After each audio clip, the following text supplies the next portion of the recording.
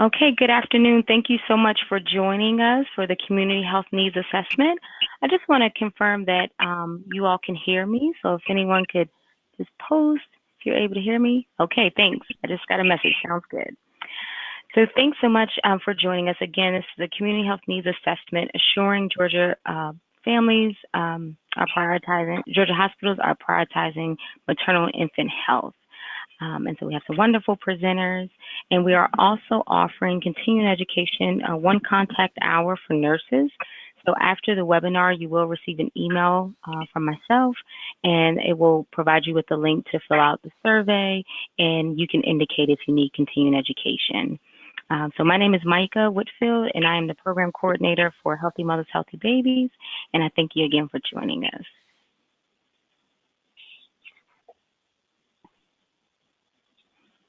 So again, this webinar is presented by Healthy Mothers, Healthy Babies, and you can feel free to visit our website under hmhbga.org events or sign up for a newsletter, and you see the link there. I can also include that in the follow-up email to you. And our presenter, one of our first presenters is Beth Stevens. Beth Stevens is the Senior Director of Public Policy and Advocacy at Georgia Watch, where she works to advance the mission of the organization across all program areas.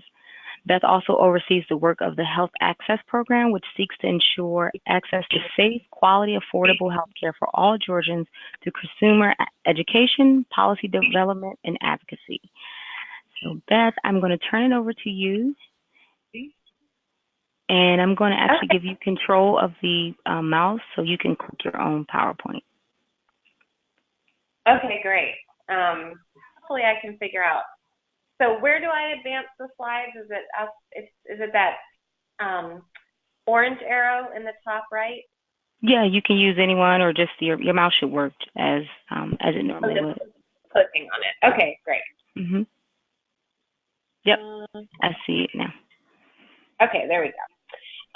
So thank you. I'm delighted to be here to talk about community benefits and community health needs assessment, something that we've studied intently here at Georgia Watch for many years.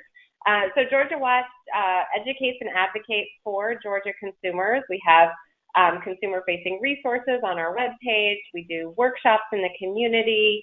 We do research and policy papers. And we also work on legislative issues, work on legislation and policy development. So we are a resource for elected officials, the public, the media, and we're looking out for Georgia consumers. We also have a toll-free consumer hotline where individual consumers can reach out to us when they have questions or need to be directed towards an appropriate resource. The issues that we mainly focus on are quality of life issues, healthcare access and affordability, access to civil justice, ensuring that consumers can seek redress in a civil court of law if they are harmed, personal finance, ensuring that consumers are protected on matters of lending, mortgages, and other issues like that. And then energy efficiency and equity, ensuring that utility bills are affordable for Georgia consumers. Our Health Access Program specifically seeks to expand access to safe, quality, and affordable health care for Georgians. Of all of the issues that we focus on, industry transparency, patient safety, medical bills and expenses for consumers, Medicaid expansion is one of our issue items. We're also really focused on hospital issues around hospital quality, cost of hospital care, and nonprofit hospital accountability, meaning that we have a lot of nonprofit hospitals in Georgia, and we want to ensure that they're giving back to the community in the way that they are obligated to in exchange for their tax-exempt status. And I'm going to talk more about that. So hospital community benefits have existed since the 1960s. In 2011, hospital tax exemptions for nonprofit hospitals were valued at over $24 billion. And that figure had grown more than 50% since 2002. So in less than 10 years, we saw a more than 50% increase in the value of these tax exemptions that nonprofit hospitals are receiving. And the IRS, the Internal Revenue Service of the federal government, introduced a tax form, a Schedule H tax form in 2009 that was part of the IRS 990 form that 501c3 hospitals have to file. And this is where hospitals list out for the IRS basically what their community benefit spending and programming looks like. And I'll talk more about that. But the Affordable Care Act, when it was passed in 2010, created a slew of new requirements for nonprofit hospitals. And these requirements had been a long time coming. And the Department of Treasury and the IRS have oversight over this area of the law and have issued regulations in this space. So under the ACA, all nonprofit hospitals have to regularly assess the community health needs in their service area or in their community and develop implementation plans to address those needs. They also have to establish and widely publicize written financial assistance and collections policies. They have to fairly charge patients who qualify for financial assistance. And they have to make a reasonable effort to determine whether someone is eligible for financial assistance before engaging in extraordinary collection practices. And again, these are all new requirements that were codified when the ACA was passed into law in 2010. And so when I say nonprofit hospital, what am I talking about? I'm talking about a 501c3 entity, just like many of our organizations probably are. In order to qualify as a 501c3 hospital, it has to have a charitable mission. This status, this tax filing status, exempts the hospital from paying most federal, state, and local taxes.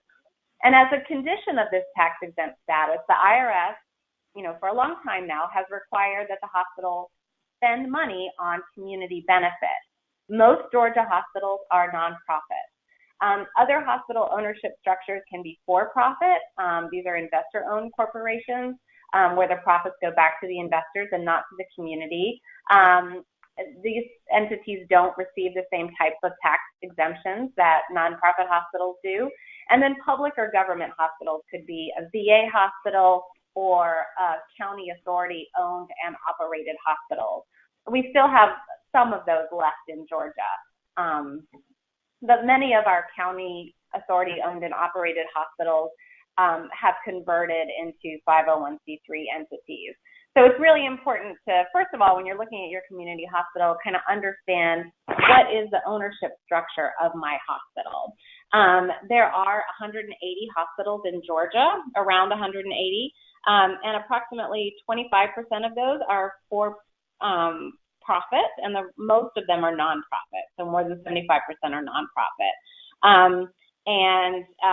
We have counted, back when we did our looking at hospital ownership structures, that there are about 82 non-specialty acute care 501c3 hospitals in Georgia. There are other types of specialty hospitals in Georgia, like, Children's Healthcare of Atlanta or Cancer Treatment Centers of America or the Shepherd Center. Some of those are also going to be nonprofits and have community benefit spending. So it's highly likely that your community hospital is a 501c3 nonprofit and does file a 990 form and does have a community benefit obligation. But it's just kind of important for you to kind of know the ownership structure of your local hospital. So what is community benefit? At the federal level, this is broadly defined as anything that promotes the health of the community. Often this includes free screenings, charity care, education classes, support groups, or in-kind donations to local nonprofit organizations or health departments. Community benefit cannot be dressed up marketing for the hospital or something that benefits the hospital more than the community. Any type of program that's designed to increase third-party referrals to the hospital, or any program that's just restricted to hospital employees, or something that's required for licensure or accreditation. This is just a picture of what the Schedule H 990 form looks like if you wanted to take a look at it from your local hospital and kind of see what they're telling the IRS that their community benefit spending looks like. These forms can be pulled from guidestar.org, and we've got a link to that in the resources in these slides. This Schedule H tax form is about 9 pages, but it also comes with 22 pages of instructions for the hospitals on how to fill this out. A whole 990 form for a hospital can be over 100 pages. But for community benefit purposes, you're really interested in this Schedule H, which is about 9 pages nestled within that large 990 form. And when you look at how the IRS defines community benefit, they have different categories within the Schedule H for what is considered community benefit spending for the hospital. So in that form, hospitals are going to report dollar amounts for how much they spend in these categories. And those categories can be financial assistance that they provide to indigent patients. It can be Medicaid losses, so losses that the hospital incurs when they treat Medicaid patients. It can be losses from any other types of means-tested government programs, except bad debt, uncollectible debt and Medicare losses do not count as community benefit for the hospital.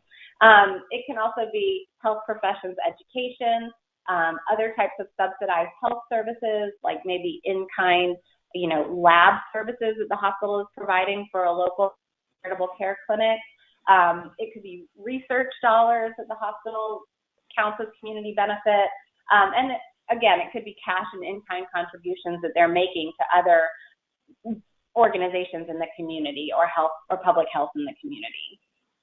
It can also be community building activities or community health improvement services.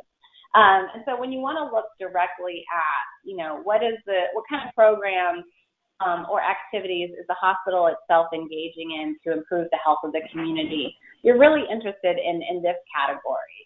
So this could be things like, any type of, public education program or, healthy eating, healthy lifestyle initiatives of the hospital. This could be hospital investments in environmental improvement or parks in the community. It could also be things like, potentially coalition building or advocacy work. Now, some of that may or may not be counted as community benefit, but it's just interesting. It'll be interesting to look and see what your hospital is spending in terms and what they're doing in terms of community building activities. So we like to think of the community benefit spending as a three-legged stool. And this picture comes from Community Catalyst, which is a national advocacy organization that's done a lot of work with nonprofit community benefits for hospitals as well. So you've got, all of the things that go into hospital community benefit spending and ways that you can find out about that information. One is a community benefit report that the hospital might publish annually that you can find on their website. One way to learn about community benefits is looking at the hospital's IRS 990 form that we just talked about. And another way to learn about hospital community benefit spending and their activities is to look at their community health needs assessment and look at the implementation strategy that goes along with that to see what kind of health needs the hospital is focusing on. So Georgia Watch did a community health needs assessment report that we released in 2015, and we looked at the first round of community health needs assessments that hospitals did all around the state of Georgia. We reviewed 38 CHNAs from 19 different health systems. Some hospitals were in rural areas, some were safety net facilities. We found wide variation in the needs assessments that we looked at. Some were very robust, others not so much. They could range from 7 pages to well over 200 pages. Some hospitals made their implementation strategy public. Some only made the needs assessment public. Some were conducted by, internal groups in the hospital, external groups, or academic groups. We saw different models and different methods being used. So there's, a varying level of, transparency in the process with hospitals and their communities. and a varying level of sort of methods and ways of going about doing a needs assessment. But there are best practices, and we'll talk about some of those. So to do a community health needs assessment, a hospital must define the community that they're serving, solicit and take into account input from the community and public health representatives. They need to assess the needs of their community, and they also have to document all of those findings and research in a community health needs assessment. That's a written report that is adopted by a board-authorized body within the hospital. And then they have to make that community health needs assessment report widely available to the public, along with whatever subsequent needs assessment the hospital has already done. So hospitals in Georgia right now, and all across the country, are doing their third round of community health needs assessments. And so we looked at these needs assessments, a while back when they did their very first ones. But now hospitals are more seasoned and have been doing this for a while, because they're doing their third round of needs assessments now, because it's something that hospitals have to do every 3 years. They have to update and redo this community health needs assessment every 3 years. And so when you're looking for the community health needs assessment on a hospital's website, you're going to want to look for web pages or keywords such as community benefits or community health outreach or publications, or for the public or for the community. That's where you'll probably find the needs assessment as you're searching through a hospital's website. So one thing that hospitals have to do as part of the needs assessment process, the first step is defining the community. So hospitals can use all relevant facts and circumstances to define the community they serve. Examples of these facts and circumstances can include geographic boundaries. They might define their community based on zip codes that the hospital serves or neighborhoods that the hospital serves. Or they may be looking at target populations. Is the hospital focused on children or women or seniors? They might also be a hospital that has sort of principal functions in talking about the community that they serve. Are they specifically a cancer hospital? Are they, specifically a rehabilitation hospital? Hospitals cannot use geographic areas to define the community that would exclude medically underserved, low-income, or minority populations that are living in that area.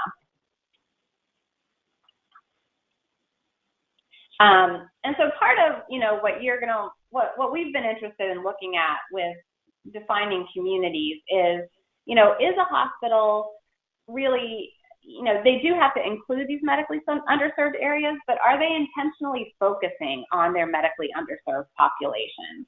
Because when you're talking about contributing to community health needs, we really want to see hospitals trying to reduce disparities and focusing their efforts in community health improvement on, these the medically underserved or the lower income populations that they're serving. So hospitals also have to, by law, gather input for their CHNA process. And that input has to be from people who represent the broad interests of the community. They have to gather input from public health entities, from members of medically underserved or low-income communities, and minority populations and the organizations that serve them. And they have to take into consideration written comments that they've received on their previous needs assessment in doing their next one. Hospitals may have different means of gathering community input, and we saw that when we looked at the needs assessments that we reviewed. They might do a survey of the community. They might do one-on-one interviews with key community members or leaders. They might hold community meetings to gather input or have focus groups with specific populations. But what factors contribute to the usefulness of these community input is looking at, how did they distribute the survey? Was it available in languages other than English? Was the survey only available online, or was it also distributed in print to people who may not be computer literate? What were the demographics of the survey respondents? And what was the level of detail in the questions that were asked? So as you probe deeper into your hospital's needs assessment process, you're going to want to look at, how well executed this gathering of community input was. And so another thing that hospitals have to do as part of this process is assess the health needs. They have to identify what is considered the most significant community health needs. This could include programs or other resources that currently exist and that are necessary for maintaining or improving the health of the community. It could include, financial or other barriers to care. Hospitals are increasingly looking at upstream factors or social determinants of health or economic factors of the community that impact health. And hospitals kind of get to decide what is significant based on all the facts and circumstances that they're taking into consideration in their needs assessment process. They also have to identify resources that are available in the community to potentially meet those needs. And then they have to prioritize the needs. And when we looked at hospital prioritization process, we found that, some hospitals were prioritizing 3 or 4 needs, while other hospitals were prioritizing 10 or more needs. So for the folks on this webinar, you're going to be interested to look at, is my hospital prioritizing maternal and infant health or well-being, or, specific issues under that umbrella as part of the community health needs assessment. And then, we found that no hospital prioritized more than 13 community health needs, and only like 2 hospitals prioritized as few as 2 needs. So many hospitals are, not prioritizing a tiny amount and prioritizing, whatever they can take on, what they feel like they can address. And some hospitals are going to think that certain needs, community needs, are outside of their scope or something that they, don't consider in their purview. And things that they're going to take into consideration as criteria in prioritizing these needs are, the burden, the scope, the severity of the need, whether the hospital can feasibly or effectively intervene to do something about that need. They're going to look at health disparities. They should be looking at health disparities data in their needs assessment. And then, they're going to look at the importance that the community places on the need. But ultimately, the hospital decides which needs it's going to prioritize in its needs assessment process. And so another element of the needs assessment process is just this reporting back to the community. They have to report, how they conducted the CHNA, what process and methods they used, how they solicited and considered the community input, how they prioritized the needs, the resources that they identified in the community to potentially address the needs. And then they have to include also an evaluation of the impact of the actions that they've taken as a hospital since the prior CHNA was done. And then from that CHNA, they're going to develop a plan of action or an implementation strategy to explain how the hospital is going to meet those needs, the actions that they intend to take, the anticipated impact of those actions, what resources they're going to commit to addressing those needs. And if the hospital isn't going to meet a need that they deem a priority need, they need to explain why the hospital may not be thinking of itself as the best entity to address that need. All right, so now I'll let Ms. Shields tell you more. All right, and so Jamila is going to share. She is our Maternal Child Health Quality Assurance Fellow. And Jamila, I'm going to switch the controls to you now. And you should be able to click.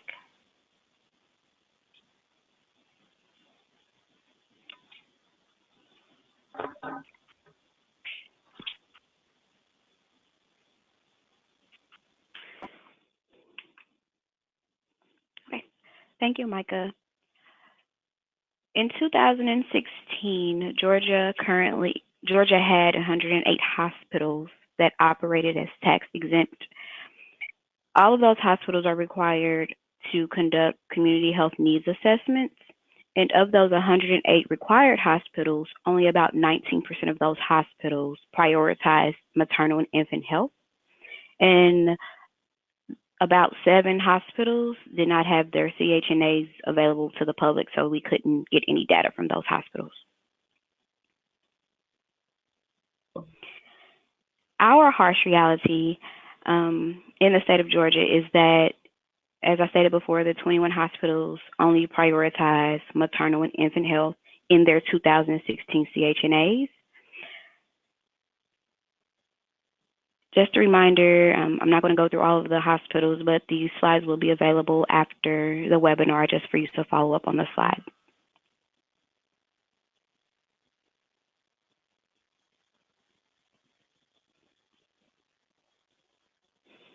So we focused on 3 different measures for our methodology. We focused on the adequacy of prenatal care utilization, also known as APNCU, and you may know it as the Cottle Check Index. The Cottle Check Index assesses 2 very important elements. It assesses when prenatal care is initiated, which is the first visit, and then the birth of the child, the delivery of the baby. And they determine the amount of visits based on ACOG's recommendations between the 1st and the 9th month of pregnancy. The Cottle Check Index, it groups the expected visits into 4 categories. It's adequate plus, adequate, intermediate, and inadequate. For this webinar, for the CHNAs, we focused on inadequate care, which means that mothers receive 50% of the recommended care based on their prenatal visits during their pregnancy. We also focused on percent of low birth weight and percent of premature birth. So important data, we looked at the national data compared to the state of Georgia. So as you see, the inadequate care in the state of in the United States, 15% of the women who were pregnant received less than 50% of the care, their prenatal care. So they attended 50% of the recommended visits based on ACOG's recommendations. 8.1% of babies born in the United States were born with a low birth weight. 9.6% of the babies in the United States were born premature. In Georgia, 19% of women receive 50%, less than 50% of the recommended prenatal care based on ACOG's recommendation. 9.5% of babies born in Georgia are born with low birth weight. 11.2% of babies born are born premature in the state of Georgia.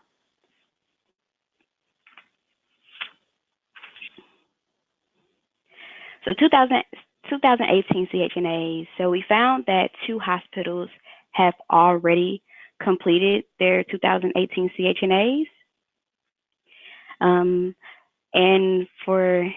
I just want to say that it's important. I'm very excited they've already prioritized their CHNAs and they made it public, but neither of these organizations have prioritized MNI, and I think that it's important that they're conducting their CHNAs early, but I also think that it's important that they include MNI in their CHNAs.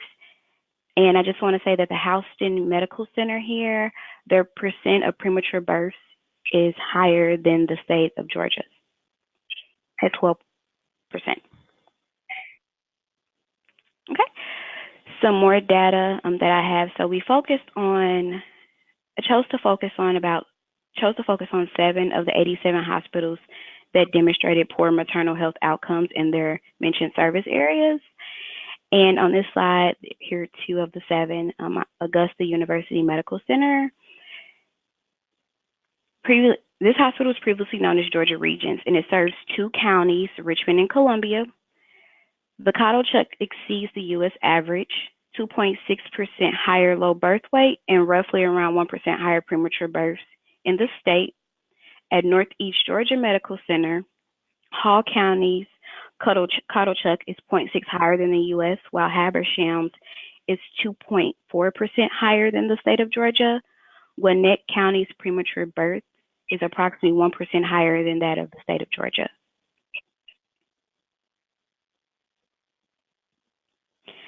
St. Mary's Healthcare System, it serves 4 out of our 4 counties. 2 counties have a coddle chuck greater than the state.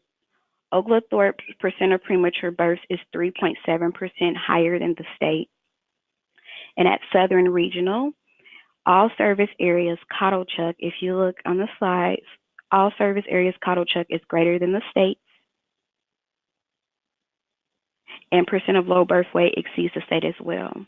3 out of 4 of the counties, percent of premature birth is also higher than of the nation. I'm sorry. Okay, so we take a look at what the hospitals that did not prioritize maternal and infant health prioritized. So on this slide, you see that they prioritize many areas. They prioritize diabetes, they prioritize child abuse and neglect, access to care, HIV. But I did want to say that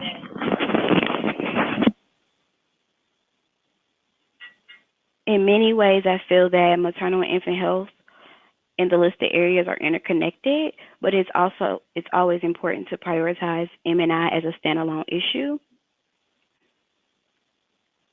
Whereas, so I feel with access to care, we all know that if an individual if they're available to, if they can access the care, they're going to seek it. If they can afford care, they're going to seek it. But if they can't afford care, if they don't have any access to care, then I feel like that contributes to low prematurity for their babies because they don't go to their prenatal visits as recommended, or they're not able to get into the doctor as anyone who has insurance could. M&I, now what M&I hospitals prioritize.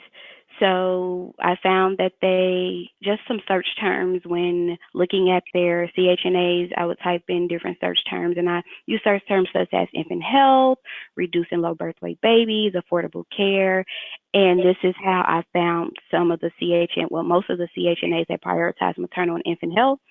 And what I do want to let you all know is that there are community health needs assessments, and then they also have their implementation strategies. And with their implementation strategies, I often found that though they didn't mention a priority for maternal and infant health in their community health needs assessment, they may have mentioned it in their implementation strategy. For example, one hospital did not mention M&I priorities, but when I reviewed their implementation strategy, they had an education component, and under their education component, prenatal education classes were a priority. So how our organization, Healthy Mothers, Healthy Babies, is willing to assist you all. We can help with advocacy, we can help with education. The data that I have researched, I am more than happy to provide you with, to share with the stakeholders in your community. We believe that local involvement from the community is paramount, and we assume that at some organizations, maternal and child health professionals may not have had a seat at the table to actually have an input on the CHNAs. So we want to provide you with reasonable resources for your communities. We also are going to send out letters to hospitals that are currently in their CHNA process to encourage them to include M&I priorities in their CHNAs moving forward. I also do want to let you all, do want to note, hospitals may perform M&I services, but if they don't include those services as a priority in their CHNAs, then it may mean that their community benefits do not focus on the social determinants that can negatively affect maternal and infant health outcomes. And I'm going to turn it back over to Beth. Okay, thanks. So I just want to talk a little bit about, what makes a good community health needs assessment or a good implementation strategy, and some things for community members to keep in mind as they're, thinking about the robustness or quality of their local hospital's needs assessment process. So here's a checklist of what makes a good needs assessment. Did they comply with the IRS requirements? Did they explain how they define their community? And did they engage the community in a meaningful way? Did they intentionally gather input from members of vulnerable populations? Did they intentionally gather input from, organizations that focus on maternal and infant health or women's health? Were they transparent about who provided input? Did they involve community members in their prioritization process and thinking through their implementation strategy as well? Do they have an ongoing feedback mechanism to gather feedback from the community on their needs assessment or implementation strategy process? And are the prioritized health needs that the hospital came up with in line with the community's perception of needs? And then, what is good implementation? When you're looking at the implementation plan, and hospitals do not have an obligation to make this implementation strategy public in the same way that they have to make the CHNA public, but many hospitals do, or you can ask the hospital to share with you the implementation strategy, or it may be attached to the hospital's 990 Schedule H form. You want to look and see, did they make the implementation strategy public? That's the best practice. Did they directly relate strategies to prioritized needs?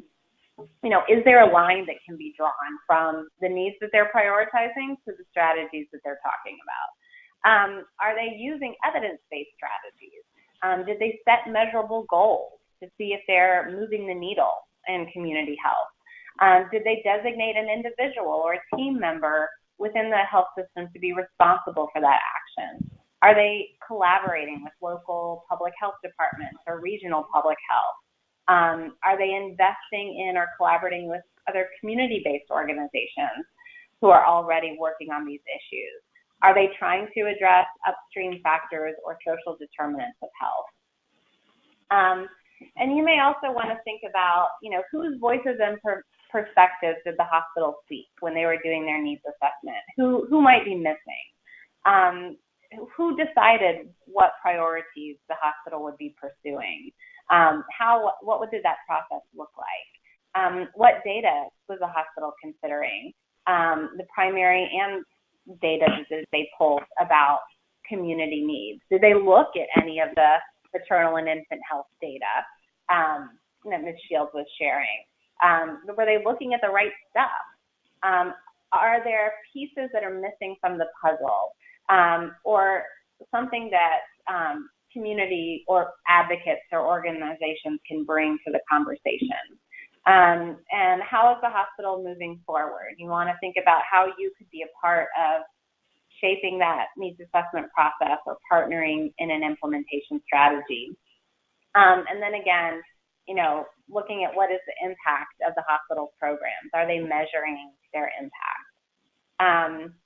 So I want to talk a little bit about engaging with local hospitals, how to go about doing that. You definitely want to have a meeting, try to set that up with the person who's in charge of their community benefits program or the needs assessment, the CHNA process. So who is that person? You could start out by just sending a letter to the hospital CEO if you have no idea. You could look on the hospital's sort of roster, or maybe who the hospital's community outreach person is. Do they have a community outreach or engagement liaison? Do they have a community benefit person, a community benefit coordinator or program manager or, VP of community benefits? Who is that person in the hospital? It also could be someone who's in charge of hospital compliance or strategic planning that does the needs assessment and the implementation process. Some hospitals will also contract out their needs assessment to a consulting firm, but they should have someone that's on staff that firm is ultimately going to be reporting to as they're doing the needs assessment process. So you need to also kind of ask where the hospital is in their needs assessment process. in the process of gathering community input? Have they just done that? Are they just in the sort of the planning phase for how they're going to execute their next needs assessment process? I would say that most hospitals at this moment are probably in kind of an execution phase of going through their next needs assessment process. So now might be a great time to actually make that outreach. You could volunteer to be an active participant in the needs assessment or planning process with the hospital to share your insights and the needs of your community. I will say that when you have this initial meeting with the hospital, do not make an ask for money, for your own organization, like at this initial meeting. I would say, that conversation can happen later if that's something that you're looking for to help the hospital support you in your efforts to address these issues in your community. But you definitely want to introduce the hospital to what you do if it's in that space. And, just talk to the hospital about your interest in being a part of their needs assessment process and your interest in seeing them prioritize the M&I issues in your community. I would also say before this meeting, you want to learn as much as possible about the hospital's current community benefit activities. Look at their recent needs assessment or their implementation strategy or even their Schedule H on the 990 if you can pull that. Your goal here is to seek a long-term relationship with the hospital that creates mutual benefit because influencing the needs assessment process can take several years. It's a process that takes sometimes 18 months or longer.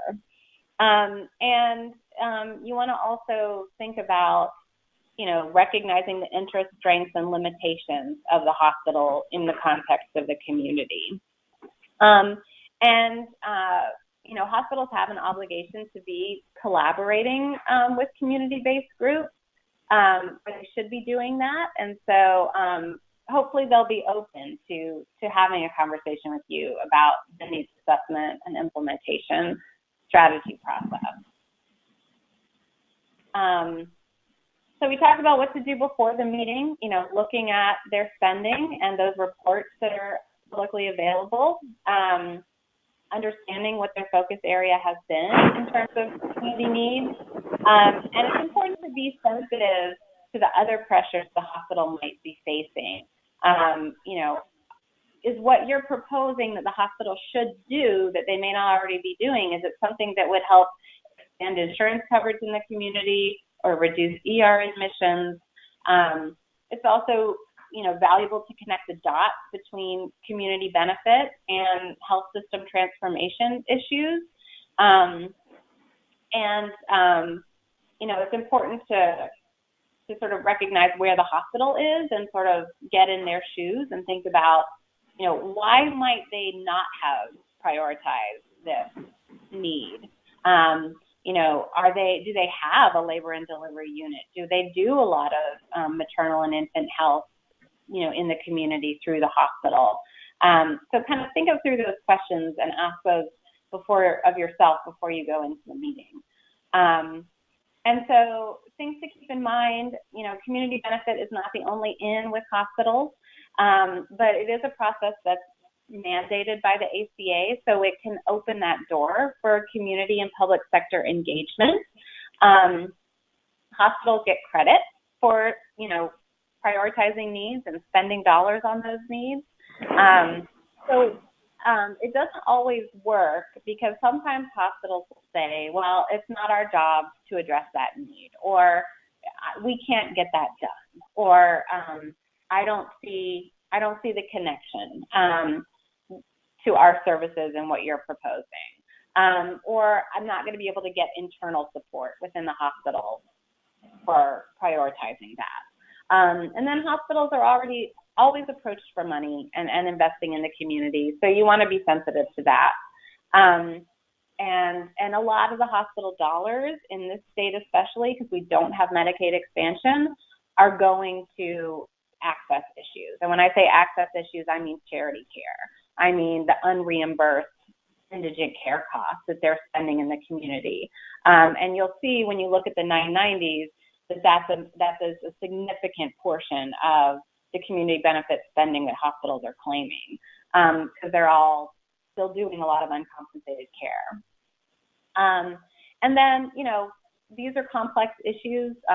All of these things are interconnected in a complex way. And so just, be sensitive to the complexity and be patient with the hospital. And so that I talked about, one is, a link to our needs assessment report from 2015, if you're curious about that.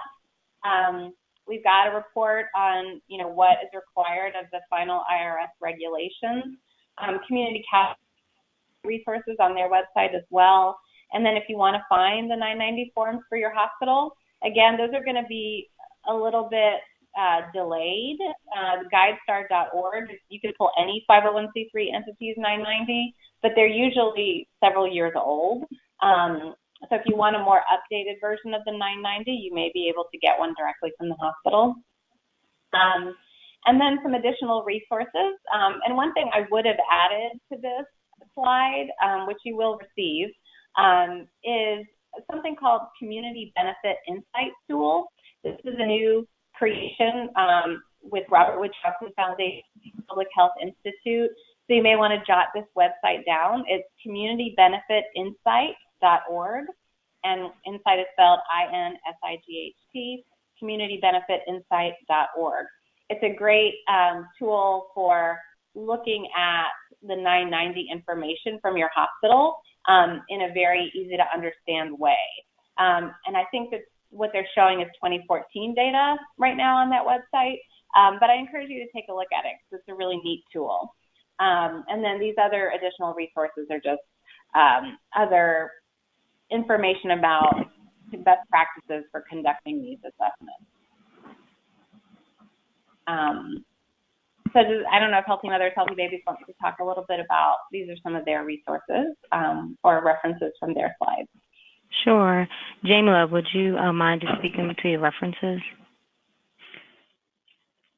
So I've included the resources, my references that I use to conduct my research over the CHNAs and kind of get some of the data based on the county service areas. So as stated before, you will receive these slides, so you're more than welcome to visit and see, some of the data about Georgia and then our national health rankings. Okay, thank you. And thank you, Beth. And you all will get these slides. And Beth, is there contact information that I can provide for them as well? I'll be able to give them an email or something for you. Yeah, it's on one of those resource slides. Okay, perfect. Okay. Well, thank you both for that presentation. I know we had one question during the presentation. It was from Terry, and she said, of the 108 hospitals that completed a CHNA in 2016, how many were birthing hospitals? And Jamila, I know you answered that question already, but if you wouldn't mind just sharing that answer. So there's 71, and what we actually did is I went through and I looked at birthing hospitals, so labor and delivery units, as well as NICUs. And so including that 71, we also have that there were 47 NICUs in the 108 hospitals that had to conduct CHNAs. Okay, thank you. And if you have additional questions right now, please feel free to raise your hand. Laura said it was a great presentation. Thanks, Beth and all. Thank you, Laura. But if you have a question, you can raise your hand or you can send the question directly to me. If you raise your hand, I can unmute you. Let's see. Do I have any hands raised?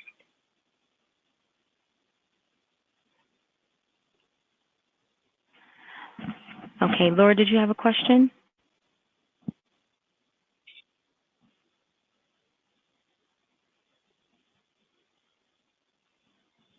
No? Okay. All right. Anyone else have any questions for Beth or Jamila? Let's see. There was another question that said, I may have missed this, but is there a deadline that these CHNAs must be completed? Yeah, so they're done every 3 years. The first ones were done in 2012 or 2013. So it's kind of based on the hospital's tax filing year. So most hospitals, so they did the first ones in 2012 and 2013. Next one was 2015, 2016. You'll see the next ones be published in 2018 or 2019. So some may be, publishing those later this year. Some hospitals may be publishing them next year. But again, it's dependent on the hospital's fiscal year when they started those and completed those. So it's not like a hard and fast deadline, but you should see them this year and next coming from hospitals. Thank you. Any other questions for our presenters?